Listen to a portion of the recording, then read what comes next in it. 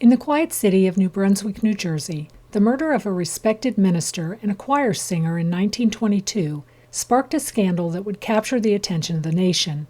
It had all the markings of a sensational story: affair, betrayal, social class divides, and a trial where justice may have been swayed, not by evidence, but by wealth and influence. What really happened, and did the deep pockets and powerful name of the family involved shield the accused from accountability? This is the story of Edward Hall and Eleanor Mills. Hello friends, my name is Marcia, and this is Midwest Murders. Reverend Edward Hall was the well-liked pastor of St. John the Evangelist, a church frequented by the wealthiest families in New Brunswick. For 10 years he had served the parish faithfully. At home, he was married to Frances Stevens Hall, a woman 14 years his senior and among the wealthiest in town.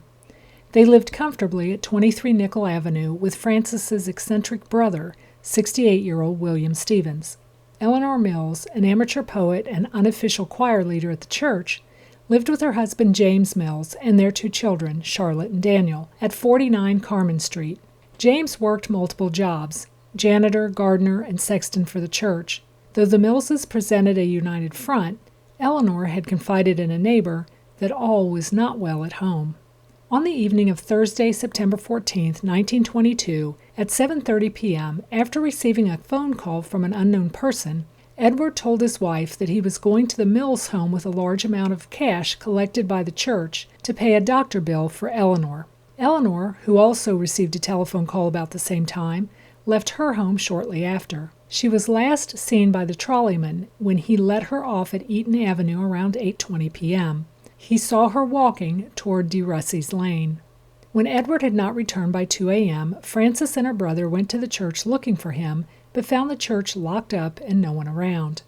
Nearly 30 hours later, in the early morning hours of Saturday, September 16th, 2 teenagers mushroom hunting at the old Phillips farm, Pearl Balmer and Raymond Schneider, spotted 2 bodies lying under a crabapple tree. At first, thinking the couple were asleep, they investigated further. Realizing the couple was deceased, they notified police. Edward and Eleanor were found lying side by side, Edward's arm beneath her, his face hidden by his hat. His glasses remained on, but his wallet and watch were missing. Torn love letters were scattered around them. Initially, both victims were buried with only a superficial autopsy, but public pressure and mounting questions led to their exhumation and a second, more thorough examination. Eleanor had been shot 3 times in the head and had her throat slashed. There was a wound to her lip, but no other signs of violence present, although a few abrasions were found on her left arm. Edward had been shot once behind the ear. Both were believed to have been killed around 9 p.m. on Thursday. The .32 caliber bullets were traced to Edward's own gun. Rumors of an affair between the two had swirled for over a year. Eleanor and Edward exchanged frequent phone calls, many of them made from the home of Eleanor's neighbor, Mrs. Milliope, since the Mills had no phone of their own. Eleanor often spoke openly of her marital unhappiness. The location where the bodies were found was remote and dark, making it unlikely they were simply discovered by chance. Police began to suspect someone close to the victims might be involved.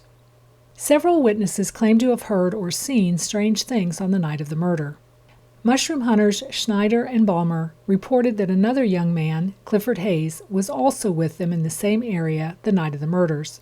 Schneider and Hayes reported that they saw a man and woman hurrying from the location where Schneider would find the bodies 28 hours later. Schneider also reported that on the same night he saw a man and woman sitting on a bench near the entrance to De Russey's Lane, and they were there for about an hour and left. Police believed this was Edward and Eleanor. An elderly widow, Mrs. Annie Gibson, referred to in many accounts as the Pig Woman because she raised hogs, lived on Hamilton Road just off De Russey's Lane. Frustrated with petty thieves stealing her corn and believing they had struck again, she had been out looking for the thieves and her stolen corn, which she believed had been hidden on the Phillips farm. She reported she was within a few yards of the spot when the shooting began. She distinctly heard a woman she believed was Eleanor scream. As soon as she realized what was happening, she fled the scene. Realizing that she had lost her shoe in her retreat, she retraced her steps several minutes later and spotted a woman she knew to be Mrs. Hall bent over sobbing at the spot where the bodies would later be discovered. Mrs. Charles Jones reported she was sitting near her window nursing her baby around midnight when she heard a woman's scream come from the direction of the old Phillips farm, just east of her home. Mrs. Annie Hogue, who lived on Easton Avenue, about 200 yards from the Phillips farmhouse, reported that she heard several revolver shots around 9 p.m. coming from the woods at the corner of Easton and DeRussey's Lane. This is about the same time Edward and Eleanor would have arrived at the location. While Mrs. Hogue and her brother John often heard shooting in the vicinity, they knew at once these were revolver shots and sounded unusual. A resident of the Parker Home for the Aged, just across the road from the old Phillips farm, reported that she heard screams around 12:30 a.m. She looked out her window to see a woman and two men fighting, with a woman and a man on the corner of DeRussey's Lane and Gaston. Shortly thereafter, she heard shots. William Phillips, the night watchman at the New Jersey College for Women, stated that he saw Mrs. Hall return home in the early morning hours of Friday, alone, wearing a light-colored coat, although she maintained her brother was with her. It was determined that a few days after the murder, Mrs. Hall sent a light-colored coat and scarf to Philadelphia to have it dyed another color. Fueled by comments made by a man associated with one of Francis's housekeepers, Governor A. Harry Moore ordered a second investigation, and 2 years after the murders, on July 28, 1924, Frances Hall was arrested for the first-degree murder of Eleanor. Her brother Willie, along with a cousin Henry Carpenter, would be arrested on August 12th. After a grand jury hearing, Frances's brother Henry Stevens would also be arrested on first-degree murder charges. The trial began on November 3, 1926, at the Somerset County Courthouse in Somerville, with Charles W. Parker and Frank Cleary presiding as judges. It lasted 24 days and drew huge national attention, largely because of the social status of the wealthy Stevens and Carpenter families. Prosecution hung their case primarily on the testimony of Annie Gibson, the pig woman. The defense portrayed her as uneducated and crazy, and brought forth two witnesses to refute her testimony. George Seipel and Theodore Noth testified that they were at the home of Nellie Russell the evening of the murders, and Mrs. Gibson was there and not anywhere near the Phillips farm.